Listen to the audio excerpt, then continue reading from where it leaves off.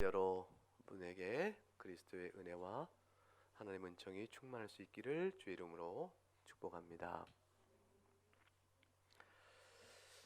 정말로 그렇습니다. 정말로 주님이 다시 오신 날이 되어지면 그대로 분리가 일어납니다. 그것을 우리가 심판이라고 부릅니다. 이것은 성경 곳곳에서 예언되고 있고 약속되은 일이요, 오늘 보는 본문처럼 주님께서 친히 말씀하신 내용입니다. 그 심판은 영원한 생명이냐 영원한 형벌이냐로 나뉘어집니다.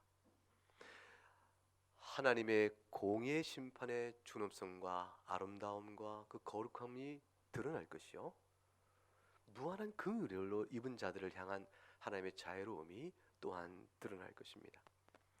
우리는 마태복음 25장에 오면서 비유를 세 가지를 세 번째로 살피고 있습니다. 열처녀 비유가 있었습니다. 5명은 슬기롭고 5명은 미련했습니다. 달란트 비유가 있었습니다. 2달란트를 각각 받은 사람들과 비교하여 1달란트 받은 사람들의 차이가 있었습니다. 미련한 처녀들은 등은 있었는데 기름이 없는 자였습니다. 이게 무엇을 뜻하겠습니까? 모양은 갖추었으나 실제 상황이 닥쳤을 때, 필요할 때 아무 소용이 없는 그런 자들이었다는 것을 뜻합니다. 경건의 모양이 있어서 신자의 일원이 하였으나 주님께서 정작 오셔서 분별하실 때는 아무런 소용이 없는 사람들, 그런 자들을 우리에게 보이면서 너희는 어떠냐 물어보시는 것이었습니다. 그리고 준비하라 그랬습니다. 새롭게 특별히 더할 준비가 따로 있는 것이 아니라, 과연 신자면 주님을 생각하며 주님 뵐 때 있을 신자로서의 자신의 마땅한 모습을 갖추면 그것이 준비가 되어집니다. 심령에서 예수 그리스도의 은혜를 진실히 고백하고 그를 참으로 사랑하는 자, 그런 자는 모양만 있는 등이 아니요 기름까지 채워진 등일 것입니다. 5달란트 혹은 2달란트 받은 자들은 어떤 자들이겠습니까? 그것은 본문에 1달란트 받은 자와 비교되어지는데, 달란트는 결국 그의 재능에 따라 맡긴 주인이 맡긴 책임과 같습니다. 각각의 재능을 보고 주인이 책임을 맡겼으니 모든 성도는 이 땅에 사는 동안 하나님 나라와 교회를 위해서, 그리고 성도 상호 간의 교통을 위해서 자신의 형편과 재능에 따라서 섬기고 또 봉사해야 될 책임을 받고 있음을 뜻합니다. 그 책임을 5달란트와 2달란트를 받은 자는 1달란트보다 더 중하게 받았으나, 그러나 그들은 그것을 감당할 만한 은사와 재능이 각각 있었으므로 그것을 또한 주인이 보고 맡긴 것입니다. 그것을 잘 책임을 다했습니다. 책임을 다한 자들을 가리켜서 너희는 종으로서 제대로 된 자들이구나, 그리고 또한 그들의 마음이 주인의 마음과 하나가 되고 있구나, 이렇게 칭찬하셨습니다. 착하고 충성된 종이었습니다. 1달란트 받은 자는 그렇지 못했습니다. 주인의 뜻과 마음을 살피기보다는 자신의 안정과 편의를 따라 행했는데, 그것을 변명하지만 주인이 볼 때는 무리한 변명이요, 불합리한 변명이요, 그 속이 다 드러나는 변명에 불과했습니다. 따라서 우리에게는 마지막 날에 하나님 앞에 섰을 때 변명으로 자신을 감출 길은 없다는 사실을 잘 드러내줍니다. 하나님의 심판은 공의롭기 때문이죠. 결국은 그는 게으르고 악한 종이라고 주인으로서 책망을 받게 되어집니다. 오늘 비유는 계속 이어져 나갑니다. 양과 염소의 구분의 비유입니다. 양은 내 아버지께 복을 받을 자들이여 영생을 얻는 자요, 염소는 저주받을 자로 설명이 됩니다. 이것은 오늘 비유는 결국 어떤 것을 우리에게 가르쳐 줄까요? 자, 기름을 준비했는 슬기로운 처녀는 무엇으로 그가 기름을 잘 준비했는지 증거를 가질까? 그가 우리가 몇 달란트 받았는지 모르죠? 여러분, 우리가 각각 몇 달란트 받았죠? 5달란트, 2달란트, 이 달란트를 몇 개 받았냐, 그건 우리에게 중요한 문제가 아니에요. 주인에게 우리가 어떤 마음으로 있는 종이냐가 초점인데, 우리가 착하고 충성된 종이라는 사실을 무엇으로 증거받을까? 또는 하나님 무엇으로 우리에게 착과 충성됨이라고 말씀하실까? 무엇으로 우리가 기름이 준비된 등을 듣는 슬기로운 처녀라고 판단을 하실까? 우리가 여기에 속한 자라는 걸 무엇으로 알 수 있을까? 이것이 이제 질문일 때 그 질문에 대한 답을 오늘 양과 염소에 비해서 찾을 수가 있는 겁니다. 그것은 무엇이냐면 착한 일입니다. 선행입니다. 특별히 오늘 본문에서는 그가 긍휼의 마음으로 구제를 행했느냐가 그 답입니다. 35절과 36절을 보겠습니다. 읽어보죠. 내가 줄일 때에 너희가 먹을 것을 주었고 목마를 때에 마시게 하였고 나그네 되었을 때에 영접하였고 헐벗었을 때에 옷을 입혔고 병들었을 때에 돌보았고 옥에 갇혔을 때에 와서 보았느니라 그랬습니다. 너무 쉬운 표현을 쭉 이어가십니다. 줄일 때 줄인 자에게 먹을 것을 주었느냐, 목마른 자에게 마실 것을 주었느냐, 나그네 된 자를 영접했느냐, 헐벗은 자에게 옷을 입혀줬느냐, 병들은 자를 돌봐줬느냐, 옥에 갇힌 자를 와서 찾아봐 주었느냐, 그것으로 결정을 하시는 것이에요. 이와 반대로 42절과 43절에는 이럴 때 그것을 마땅히 행하지 않은 자들이라고 말씀합니다. 줄였으나 먹을 것도 주지 않은 자요, 목말랐으나 마시게도 안 한 자요, 나그네 되었으나 영접도 안 했어요, 헐벗을 때는 옷 입히지 않았어요. 왜 그랬을까요? 왜? 병들었을 때는 돌아보지 않았어요. 옥에 갇힌 자를 찾아보지 않았어요. 왜 그랬을까요? 자기 스스로 자기 일에 바빴겠죠. 설명은 그렇게 되겠죠. 악해서 안 한 것이 아닙니다. 우리가 바빴고 저희 일도 신경 쓸 일이 많았고 뭐 꼭 굳이 얘기한다면 그죠? 저희들의 일로 만족했지요. 뭐 그 정도의 답이 나올까요? 근데 하나님 아버지께서는 하나님 아버지께 복받을 자의 양들은 주님께서 왜 굳이 이 사실을 들어서 양과 염소를 분별하신 기준으로 왜 삼냐 그거죠. 왜 그렇게 말씀하실까요? 이것이 영원한 운명의 갈림을 주는 얼마나 중요한 기준이에요. 34절 볼까요? 34절 같이 한번 읽어봅니다. 시작. 그때에 임금이 그 오른편에 있는 자들에게 이르시되 내 아버지께 복받을 자들이여 나와 창세로부터 너희를 위하여 예비된 나라를 상속받으라 그랬습니다. 이들은 하나님께서 창세로부터 예비한 나라를 상속받게 하십니다. 이 영생이죠. 그러면 41절을 가보면 41절을 읽어봅니다. 또 왼편에 있는 자들에게 이르시되 저주를 받은 자들아 나를 떠나 마귀와 그 사자들을 위하여 예비된 영원한 불에 들어가라.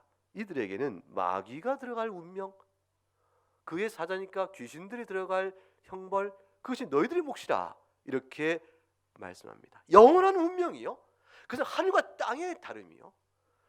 이거는 사느냐 죽느냐 단순한 문제가 아니에요. 그 영원한 운명의 갈림이 이루어지고 선언되는데 최종적인 심판입니다. 돌이킬 수가 없습니다. 그때 가서 다시 이쪽으로 옮기고 저쪽으로 옮기고 왔다 갔다 할 수 있는 것이 아닙니다. 그 영원한 갈림길이라는 그 엄중하고도 이것보다 더 귀한 가치, 더 엄숙하고 결정적 순간 우리 인생 중에 어느 때 있겠어요? 그것의 갈림이 주님이 무엇을 물어서 무엇을 가지고 양쪽의 갈림을 판단을 삼으십니까? 긍휼과에 기초한 구제입니다. 그러면 이것이 사실일진데 예수 그리스도를 주로 믿고 나온다는 게 도대체 무슨 의미인가? 아니 우리가 행함으로 구원받는 것이 아니라 믿음으로 구원받는다고 말했는데 사태가 이 지경이면 이 행함으로 구원받는 것이 이게 무슨 믿음으로 구원받는 것인가? 이런 질문이 우리 앞에 놓이게 되어 있죠. 왜 주님께서는 이 비유를 들어서 양과 염소의 심판적 기준으로 제시하시는 것일까요? 왜 천국을 이렇게 가르치시는 것일까요? 이것은 굉장히 중요한 문제입니다. 그래서 집중하여 잘 들어야 합니다. 여러분의 복음 이해가 어떠한지 잘 살펴보아야 합니다. 오해하는 이들이 상당수가 있기 때문입니다. 첫 번째, 우리가 성경 전체, 신구약, 창세기부터 계시록까지 전체를 통해서 확실히 아는 거 하나가 있습니다. 사도 바울이 목숨을 걸고 지킨 것, 다른 복음 없다 말했던 그 복음이라고 말하는 참된 복음의 제1성일 뿐만 아니라 아직 처음과 끝이라고 할 수 있어요. 그 중심 원리, 그거 무너지면 아무것도 아닌 것, 그것이 뭘까요? 사람은 타락하여 부패했음에 그 누구도 자신의 행위로 순종으로 가치를 이루어 구원받을 자는 없다는 선언입니다. 아무도 없습니다. 우리는 부패한 자입니다. 로마서 3장 21절과 24절을 열어볼까요? 3장 21절과 24절.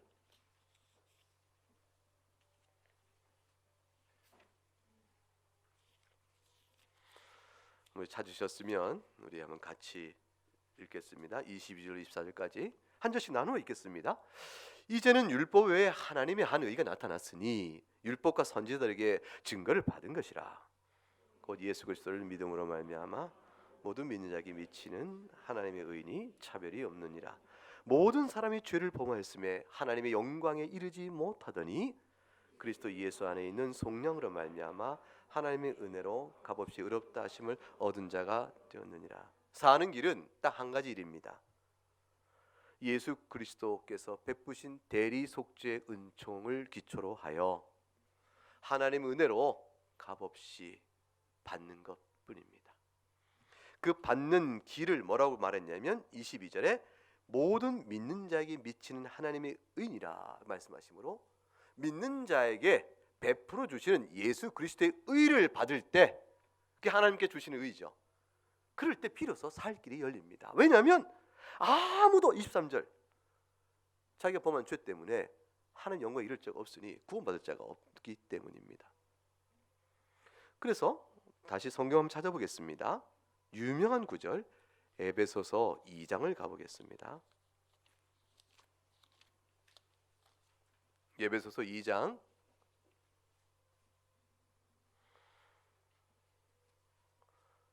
8절과 9절 말씀, 에베소서 2장 8절과 9절 말씀을 보겠습니다. 읽어보죠. 너희는 그 은혜에 의하여 믿음으로 말미암아 구원을 받았으니 이것은 너희에게서 난 것이 아니요 하나님의 선물이라. 행위에서 난 것이 아니니 이는 누구든지 자랑하지 못하게 함이라. 그래서 이 말씀을 사도 바울이 주십니다. 우리가 구원을 받는 것은 은혜에 의한 것이라. 그 은혜를 어떻게 받아들입니까? 믿음으로 말미암아 받는 것이냐. 그래서 이것은 우리에게 난 것이 아니라 하나님 주신 선물로 받는 것이라. 구원은 선물이요, 구원은 믿음으로 말미암는 것이요, 선물 주신 하나님의 은혜 때문이요, 따라서 우리의 공로인 양 자랑할 수가 없는 것이라. 이것은 구원에 있어서 창세기 3장에 나오는 타락 사건 그 이후로부터 우리에게 명료하게 보이는 성경 전체의 중심 원리입니다. 그런데 왜 양과 염소를 나누어 영원한 생명, 영원한 형벌을 나누는 이 엄숙하고 엄중한, 다시 돌이켜서 올 수 없는 최종적인 심판의 그 자리 속에서 기준으로 제시를 하시기를 너희가 예수 믿었느냐? 이들은 예수 믿는 자니 양이요, 예수 안 믿는 자들이 염소라, 이렇게 말씀 안 하시고 구제를 얘기하시냐 그 말이에요. 왜 긍휼을 얘기하시냐 그 말이에요. 거기에는 아주 중요한 신앙의 원리가 있습니다. 은혜로, 믿음으로 구원의 선물을 받은 하나님의 자녀는 변화를 합니다.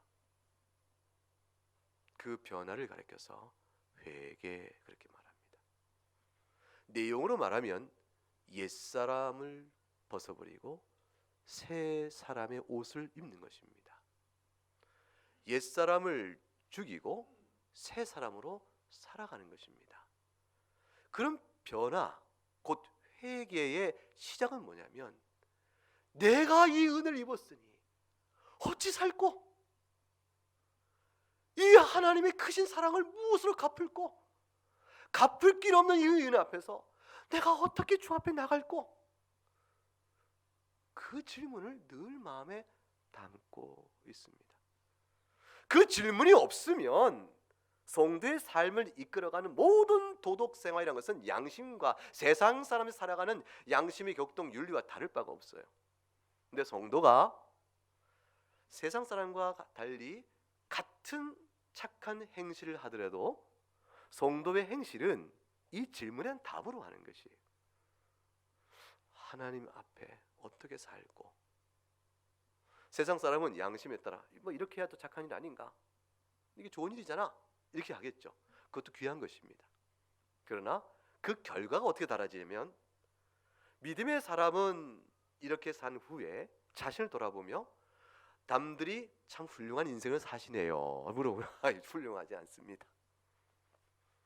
그렇게 말씀하시니 참 감사하긴 합니다만, 그러나 하나님의 은혜로 한 것이고 제가 한 것이 아니죠. 그리고 그것으로 인해서 제가 큰 복을 누리며 살 따름입니다.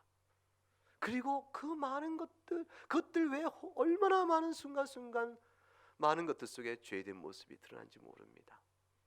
그저 우리 하나님께 은혜에 감사하고 그리스도의 형상을 닮아가는 그 부름 앞에 서 있는 자일 뿐입니다. 뭐 이상 얘기를 못할 거예요. 이것도 얘기를 다 못할 수도 있어요. 따라서 주님 앞에 섰을 때 내가 칭찬과 또 칭찬받을 권리나 어떠한 가치를 행한 공로가 있다 이렇게 생각하는 것 자체를 아예 생각 못합니다. 성도는 변화가 하나님 은혜예요. 회개가 하나님 은혜예요. 그 회개 생활 자체가, 또 선행 자체가 하나님의 복 주심에 대한 누림이요 받은 것이니까. 근데 그렇지 않은 이들은 신자가 아니면 당연히 내가 행했잖아, 내 것으로 내가 행해서 이렇게 수고해서 선을 했으면 훗날에 그렇지 않은 자보다 내가 더 칭찬받아야 되는 것이죠. 그래서 내가 만일 심판이 있다면 내가 살아온 도덕적 삶이 나를 구원해야 되는 거겠지. 구원에 있어서 행함의 가치를 절대로 놓지 않는 겁니다. 그것으로 완전히 구분이 되어집니다. 믿음으로 사는 사람은 그 변화의 첫 번째 모습과 제일 먼저 들어가는 것 중에 하나는 하나님을 예배하기를 너무 기뻐하는 것입니다. 로마서 12장, 우리가 예배소서 다시 돌아올 거니까 완전 덮지 마시고 혹시 찾아보시려면요, 로마서 12장을 가보세요. 로마서 12장 1절을 읽어보면,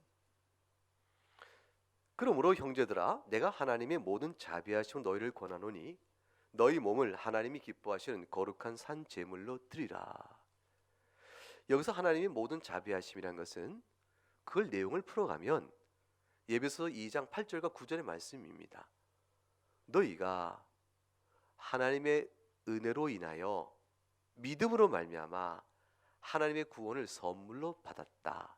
이 모든 것을 다 뭐라고 말할까? 하나님의 자비하심이에요. 그래서 로마서에서 내내 풀어놨던 하나님의 은혜의 구원의 도리를 너희가 다 듣고 아니 그것을 기초로 하여 너희에게 권면한다 말씀합니다. 그 권면의 내용은 너희 몸을 하나님이 기뻐하시는 거룩한 산 제사로 드리라는 것입니다. 몸을 산 제사 드리려니까 굉장히 외적인 것 같죠? 근데 여기서 말하는 몸이라는 것은 생활과 인격입니다. 너의 생활과 인격을 하나님께서 기뻐하시고 인정하실 만한 헌신이 되도록 해라 그 말입니다. 그 제물은 우리가 무슨 주거 제물 드린 것도 아니고 이미 그리스도께 제물 됐으니 누가 우리의 죄값 치르기 위한 제물이 되어지겠어요? 하나님께 드리는 헌신의 제사입니다. 또는 화목제로 드리는 감사제입니다. 그래서 이 제물은 결국 거룩한 감사를 드리라 이거 같은 뜻이에요. 우리가 생활의 변화요, 영혼 중심의 인격적인 변화요, 곧 회개의 생활을 통해서 하나님께 감사를 드리라. 이것이 너희가 구원을 은혜로 인하여 믿음으로 말미암아 선물을 받은 자의 마땅한 기대치니라 그 말이죠. 이 증거가 있느냐 그 말이에요. 어떤 거를 어떻게 감사의 제물을 드려요? 2절의 말씀이죠. 같이 읽어봅니다. 너희는 이 세대를 본받지 말고 오직 마음을 새롭게 함으로 변화를 받아 하나님의 선하시고 기뻐하시고 온전한 뜻이 무엇인지 분별하도록 하라. 세상으로부터 변화되는 것이죠. 이와 같은 변화를 나타내 보입니다. 그러니까 이런 얘기는 절대로 하지 않죠. 은혜를 더하기 위해서 죄를 더 지면 좋겠네? 로마서 6장 1절에 나와 있는 것처럼. 그런즉 무슨 말 하리요? 우리가 은혜를 더하려고 죄 가운데 거하겠느냐? 그런즉 어쩌리요? 15절. 법 아래 있자 율법의 정죄 아래 있지 아니하니 은혜 아래 있으니 죄를 지어도 되겠느냐? 이런 질문이 성도에게는 용납될 수가 없는 겁니다. 결코 그럴 수 없느니라. 그래서 에베소서 2장 아까 8절 9절 봤는데 그 뒤에 이어진 10절 말씀을 한번 같이 읽어보죠.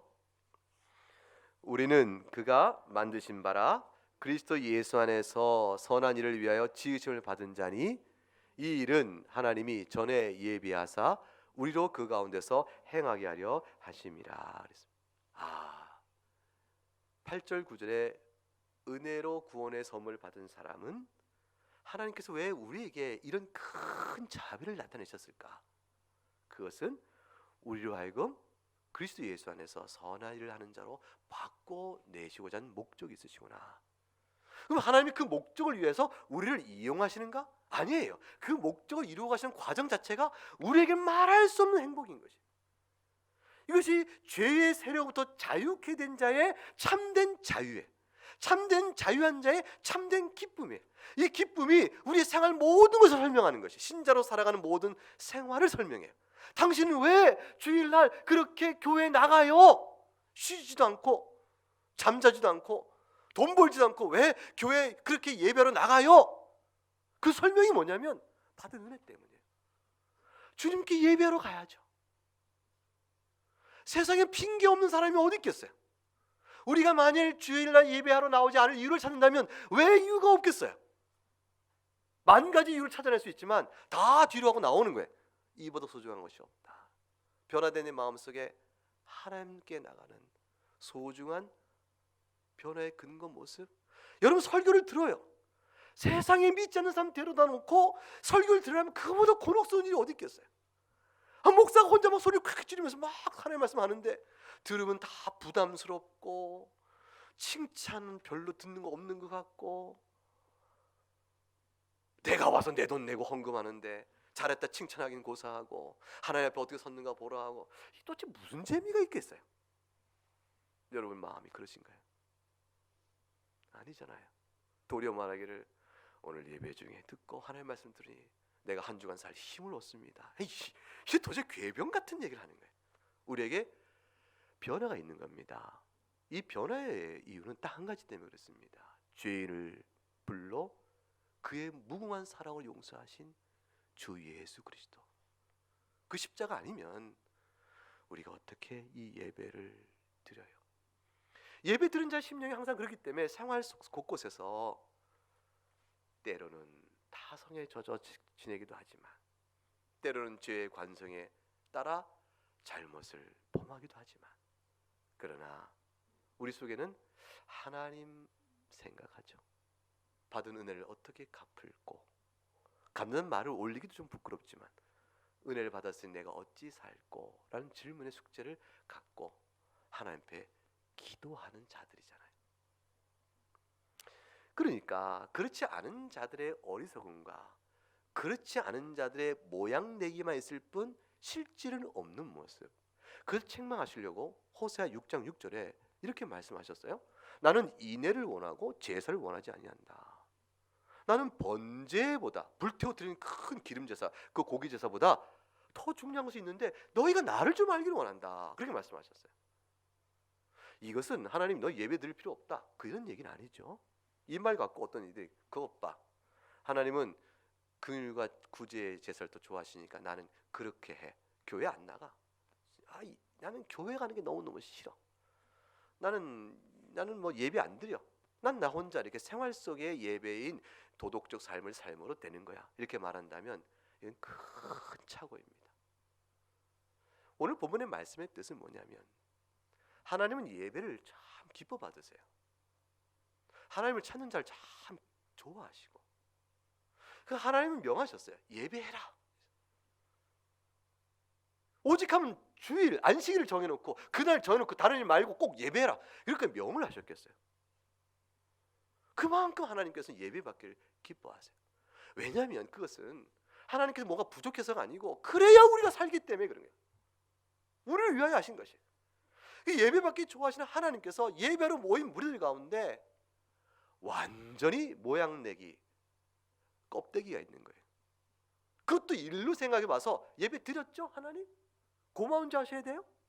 뭐 이런 생각하거나 앉아서는 심령의 변화가 없이 그걸 자기 의로 삼을 법한 그런 일들이 허다히 많으니 그것이 가라지죠. 그러니 주께서 말씀하신 것이에요. 너희가 제사를 드리거나 번제를 드린다고 자랑하느냐? 너희 가운데 인애가 없고 그러니 결국 나를 모르니 헛된 제사뿐이라, 그 말씀을 주신 겁니다. 입술로만 경배할 뿐 아니냐, 책망하신 것이죠. 하나님을 예배하는 것보다 귀한 가치는 없습니다. 그러나 그 예배의 중심이 있는 사람에게는 회개의 변화가 있고, 회개의 변화는 그 사람이 하나님 앞에 어떻게 선 예배를 드리는 자인가란 증거가 되고, 그것이 그에게 믿음의 열매가 됩니다. 그러므로 어떤 이들이 오해하는 것처럼 행함으로 구원을 받는다는 것이 아닙니다. 그러나 또 다른 사람이 오해하는 것처럼 믿음으로 구원받는 사람은 행함이 필요 없다는 것도 결코 아닙니다. 그건 둘 다 잘못된 이단입니다. 행함으로 구원받는 자나 믿음으로 구원받는 자나 그들 어떠한 주장이든 똑같이 한 가지 있어야 될 것이 있습니다. 그것은 뭐냐면 행함이 구원받은 사람에는 반드시 있어야 한다. 이 사실은 공통적입니다. 근데 행함으로 구원받는 사람은 무엇을 잘못했냐면 성도에게 반드시 있어야 될 행함의 순종을 자신을 구원하는 공로로 세웠으니 그 잘못된 것이요. 믿음으로 구원받은 행함이 없다고 말하는 사람은 있어야 될 행함의 순종을 무시해버렸으니 잘못된 것이요. 그리고 그 가운데 균형이 있어야 하는 것입니다. 아무도 행위로 말미암아 의를 세워 천국에 갈 자는 없습니다. 그러나 참으로 은혜로 구원을 받은 자는 하나님께서 그 심령을 손대십니다. 그리고 그런 자는 손대신 심령의 변화의 은혜를 입어 순종의 삶의 증거들을 낳게 돼 있고 그 열매를 드러나게 돼 있으니 훗날 주님께서 가려내실 때 표시로 삼는 거예요. 그것이 근거가 됐으니까 구원받을 만하구나, 그것이 아니고 표시를 삼는 것이. 이 내 소떼인가, 이웃집 목장 소떼인가, 옆집 소인가, 내 소인가, 큰 들에 소떼를 다 풀어서 1000마리 기르고 있는데 나중에 다 내 소떼를 모으려면 뭐 갖고 해요? 표시 보고 하는 거잖아요. 표시 보고. 옆집에서 그 표시가 도장을 찍은 것일 수도 있고요. 이게 구분되는지 모르겠네요. 옆집에서 먹는 여물과 우리 집에서 주는 여물의 질의 차이가 있어서 기름기가 번쩍번쩍한 건 내 소, 파리한 건 저쪽 집 소, 이렇게 나눌 수 있는 건 모르겠어요. 좌우간 표시로 하는 겁니다. 아마도 주인이 찍은 도장이 제일 확실하겠죠. 하나님께서는 분별하실 수 있어요. 실수 없이. 왜 그럴까요? 도장을 찍으신 분이 누구죠? 하나님 그분 자신이시거든요. 성령의 은혜를 주시고 말씀 주시고 우리가 주의 말씀도 살아가는 어찌 살고? 라는 삶의 변화를 누가 사실 이끌고 가고 계시니까? 하나님께서. 하나님 절대로 양과 염소를 실수로 섞는 법이 없습니다.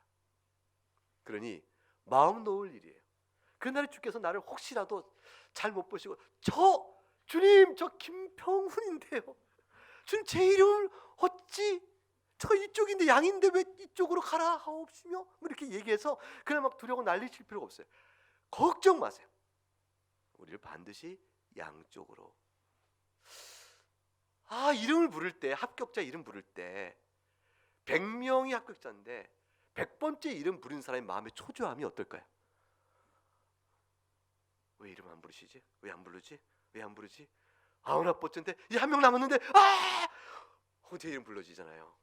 100번째 부른 사람도 제일 먼저 부른 것과 똑같이 처음부터 완전하게 들어와 있는 사람인 것이지.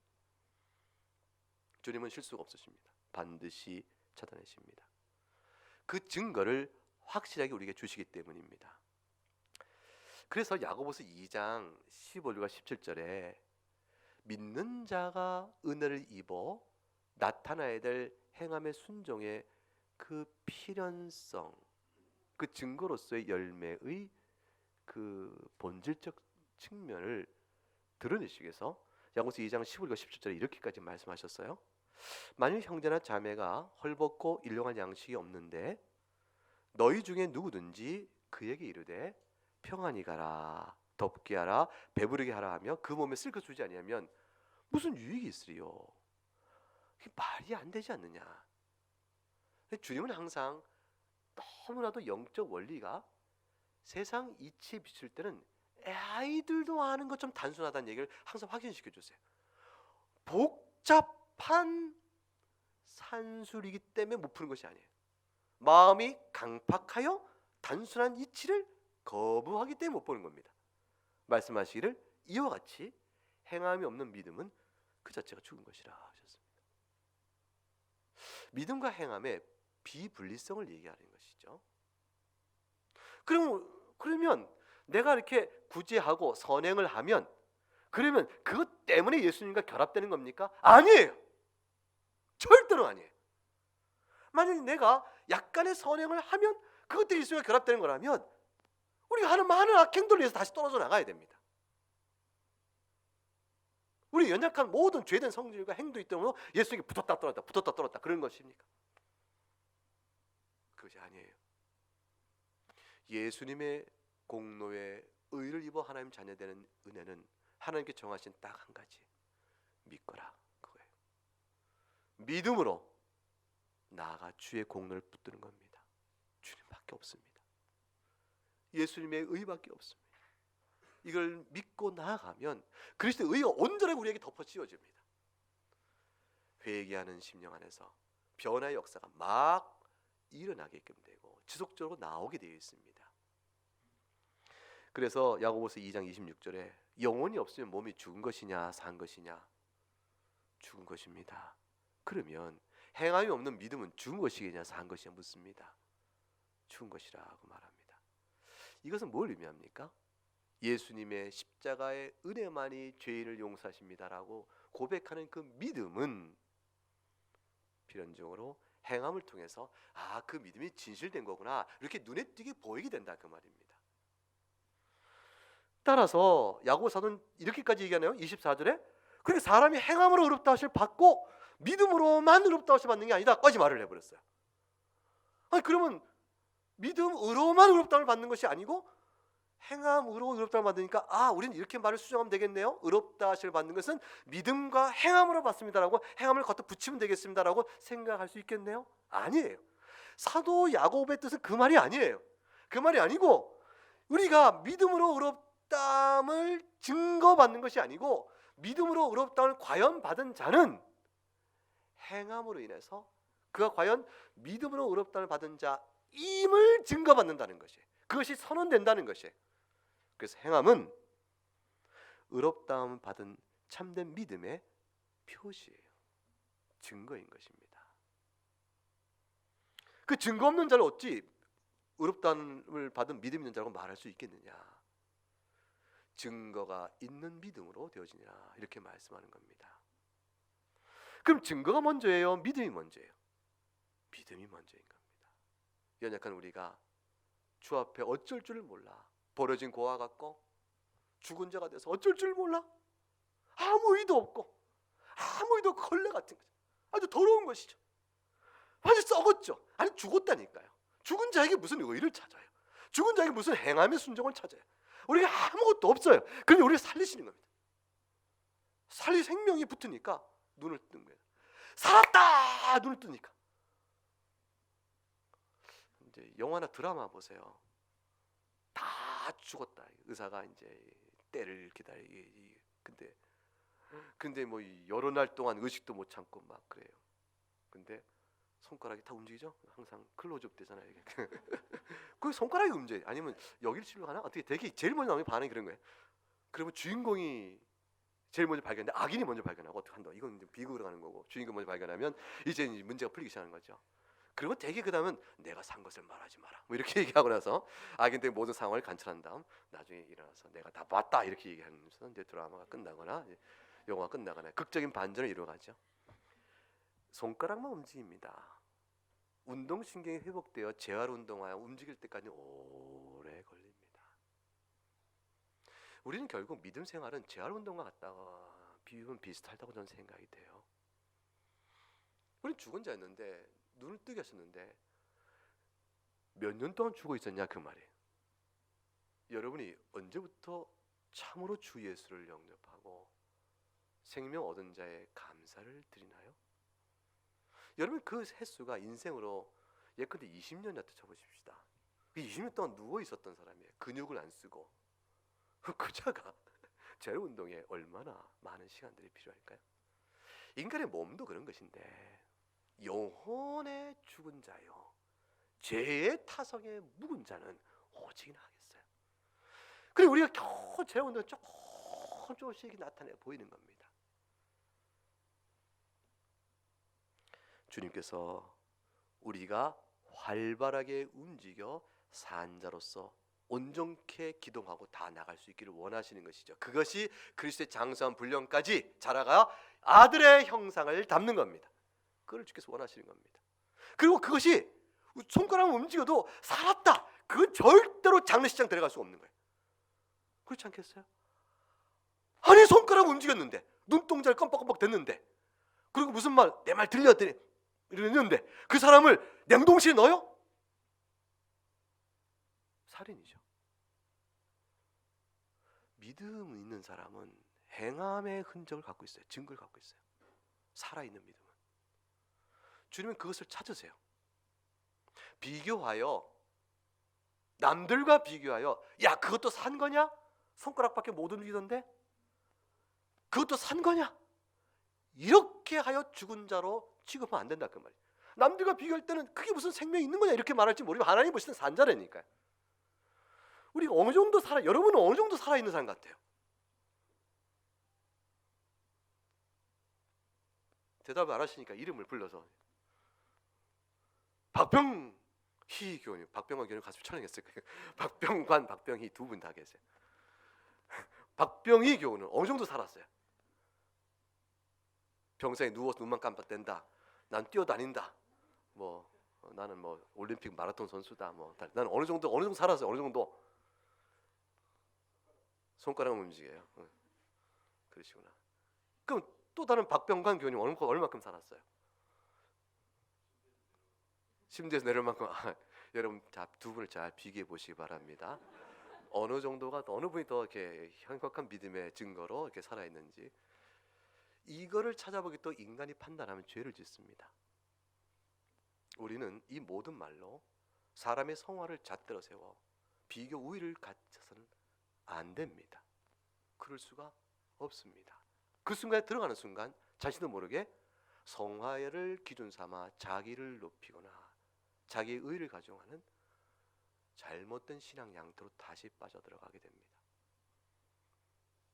겨우 침대에서 내려왔다라고 말씀하신 분도 뛰어갈 일이 하나같이 머니 내게 주신 변화가 감사하는 말뿐인 것이고 눈만 깜빡 뻘뻘미다도 같은 의미에서 말할 뿐인 거예요. 우리는 다 마지막에 구원받은 사람들이에요.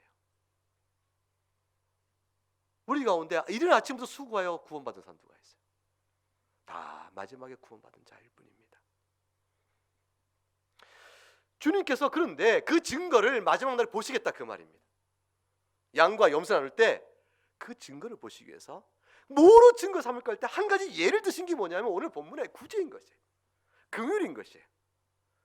왜 그것을 드셨을까요? 그것은 이미 주님께서 그런 것을 내가 좀 볼 거야 라고 대표적인 특징으로 말씀해 주셨기 때문에 미리 예고하신 대로 해야 당황치 않잖아요. 그래서 미리 예고하신 대로 하시는 것이에요. 언제 그런 예고를 주셨는데요? 신명기 10장을 가보세요. 구약성경 신명기 10장.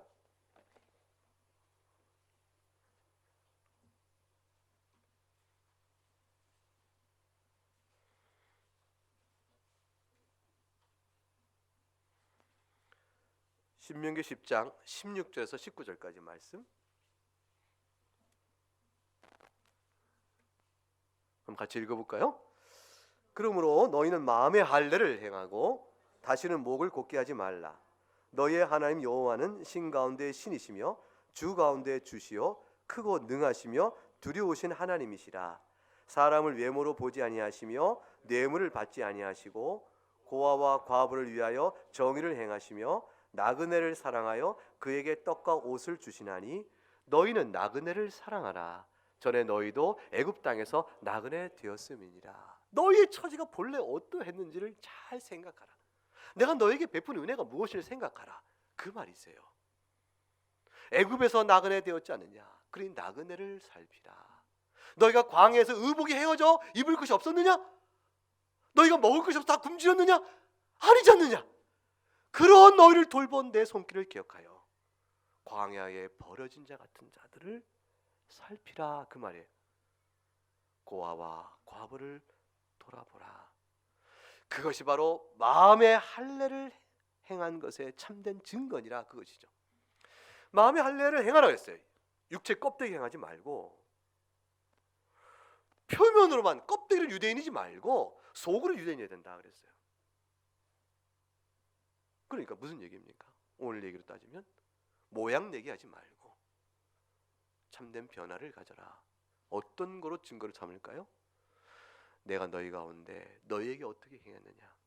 외모로 보지 아니하시고 뇌물을 받지 아니하시고 그랬어요.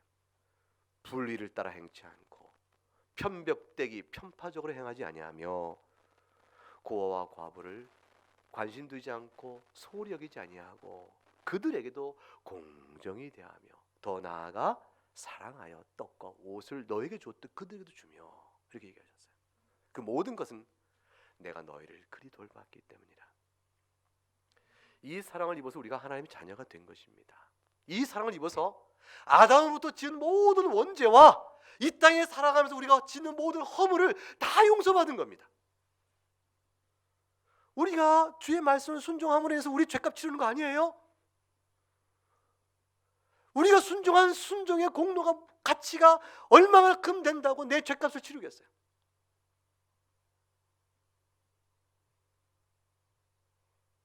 그 은혜를 통하여 다 용서하시고 이제 우리 안에 바꿔주신 성령의 손길로 그리스도를 사랑하고 그 닮아가도록 우리를 이끌어 가시는 것이죠. 그래서 증거로 삼으시, 우리 안에 증거로 삼으시니까 그 증거를 갖고자 하는 이들은 변화를 구하고, 변화를 구하는 일은 기도하고, 기도하는 일들은 말씀의 도전을 받고, 성령 안에 살아가는 성도의 삶의 경건의 실질을 이루어가게 되는 것이죠. 야고보서 1장 26, 27절에 그래서 이렇게 얘기했습니다.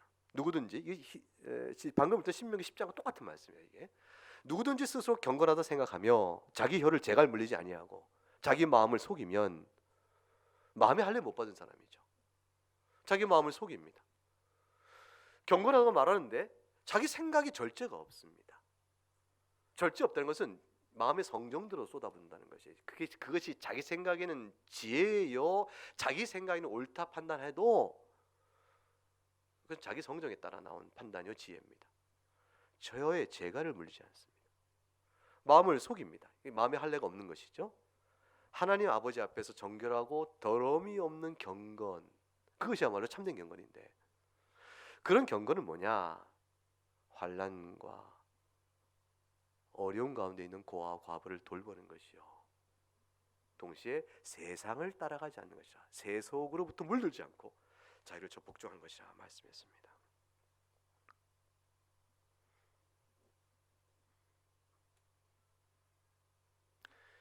과수원에 가서 과일밭을 보니까 빨간 사과나무가 전부 다 빨간지 모르겠는데 빨갛다고. 사과는 빨개가 보통이니까. 빨간 사과나무 사과를 열매 맺고 있는 주렁이 사과 과수원을 갔습니다. 근데 보니까 군데 열매를 전혀 맺지 않는 나무가 있어요. 이 나무는 왜 그런가 봤더니 종자가 다른, 이게 다른 나무인 거예요. 아니 이런 사과 나무가 아닌 것이 여기 심겨졌나. 그래서 근데 꽤나 비슷하게 생긴 거예요. 아하, 꽤나 비슷하게 생겼으니 그래서 일꾼들이 사과 나무인 양 이것도 심어놨구만 여기저기. 그래서 주인이 거기다 이렇게 X라고 표시를 해둡니다. 지금 당장 안 자른 이유는 혹시 사과나무 손상될까봐. 그리고 이제 추수 다 한 다음에 겨울이 됐어요. 겨울이 되면 이제 나무가 다 열매도 다 잎 다 떨어지겠죠. 그러니까 진짜 비슷해요. 열매도 없고 잎도 다 없고 그러니까 진짜 비슷해요. 근데 아이를 데리고 쭉 아빠가 과수원 가서 나무 하나 탁 뿌리채 뽑는 겁니다. 애가 너무 발을 동동동 거리죠. 아빠 그거 왜 뽑아요? 그 사과 나무인데 왜 뽑아요? 아니야. 아빠 이거 사과 나무인데. 아니야. 왜요? 봐라 여기 표시가 돼 있지. X. 아빠가 다 표시해놨어. 겉보기 비슷합니다. 주인은 아는 겁니다. 그날 뽑아버립니다. 열매를 맺는 아예 나무가 아닌 것이죠. 이 말씀을 우리가 듣고 오늘 본문 말씀을 다시 보면 우리가 언제 그랬습니까? 어느 때 그랬습니까? 라는 이 반문과 맞물려서 생각할 것이 있습니다. 이제 우리는 사실 오늘 본문을 보면서 여기까지 말씀을 들으면 심적인 부담이 사실 작용돼요. 왜냐하면 내가 이렇게 구제에 열심한 사람은 아닌데 이런 생각이 들지 않습니까? 주께서 말씀에 하필 왜 이걸 들었을까? 그냥 주일날 꼬박꼬박 예배 나온 걸 다 했으면 내가 그거는 나도 이렇게 동그라미 칠 것 같은데 하필 이걸 드셔서 나로 하게 부담을 주실까? 이런 생각 들 수 있습니다. 그러다 보니까 내가 양이냐 염소냐 불안감을 가질 수가 있습니다. 여러분 오늘 본문이 성도에게 있어서 이게 위협의 말씀입니까? 아니 위로의 말씀입니까?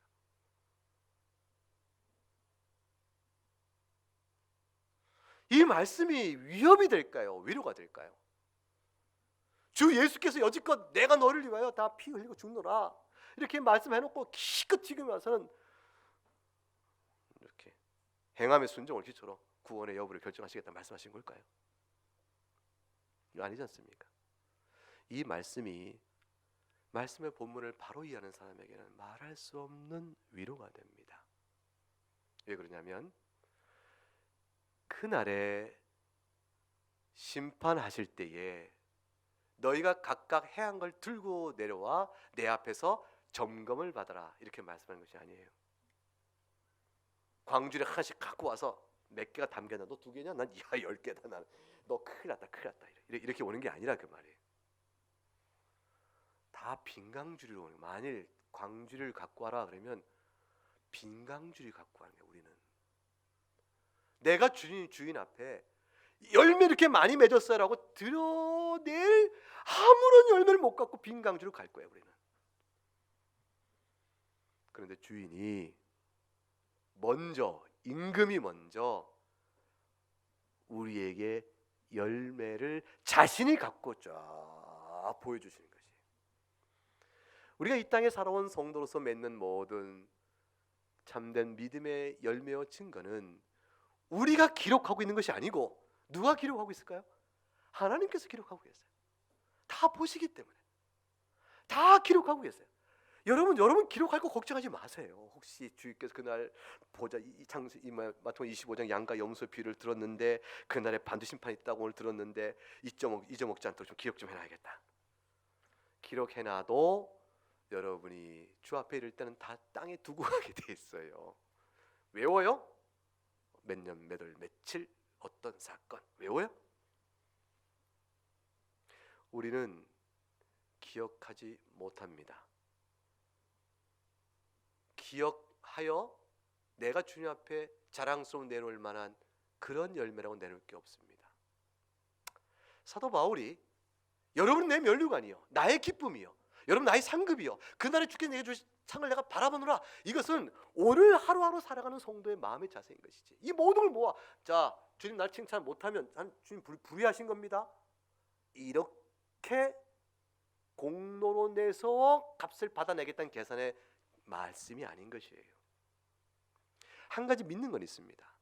그날에 주께서 상을 주실 것이라. 그걸 굳게 믿습니다. 그리고 하루하루 살아갑니다.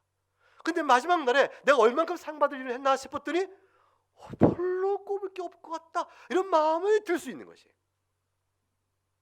그러나 누가 기억해 주세요? 주님이. 오늘 본문에 언제 우리가 주님께 그랬습니까? 우리가 언제 주님 줄일 때 먹을 걸 드렸습니까? 언제 목마르실 때 우리가 마실 걸 드렸나요? 언제 우리가 그랬나요? 언제 그랬나요? 어느 때 우리가 그랬나이까? 주님이 이 작은 자에게 한 것이 바로 그것이다. 잊을만 했어요.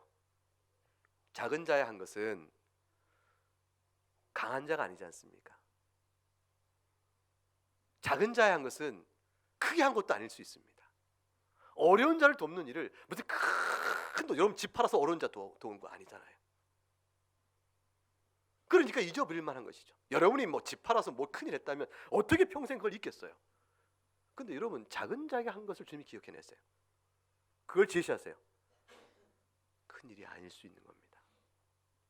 주님 앞에서 주님의 이름 때문에 주의 말씀과 사랑을 생각해서 행한 나에게 어떤 큰 손해도 아닌 것들 그런 일들을 했을 뿐인데 그래서 나는 아무 내놓을 게 없어서 주님 사랑합니다. 그리고 왔는데 주님께서 나는 기억할 수 없는 작은 자에게 물 한 그릇 준 것까지 다 기억하시고 네가 양이야 이렇게 말씀하시는 겁니다.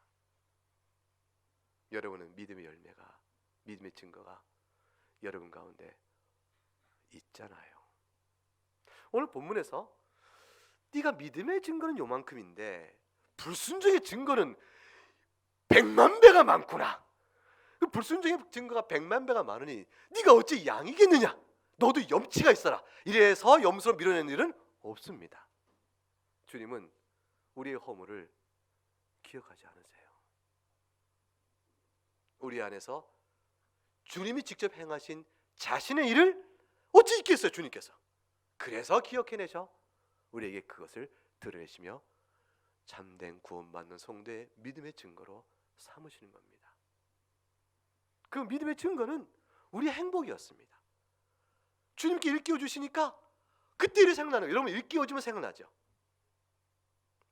제가 저희 아내와 더불어 살 때 저희 아내의 결혼 생활을 힘들게 하는 이유 중 한 가지가 있습니다. 그게 뭐냐면 옛 일을 하나도 기억나지 못한다는 거예요. 생활 기억이 없어요, 제가.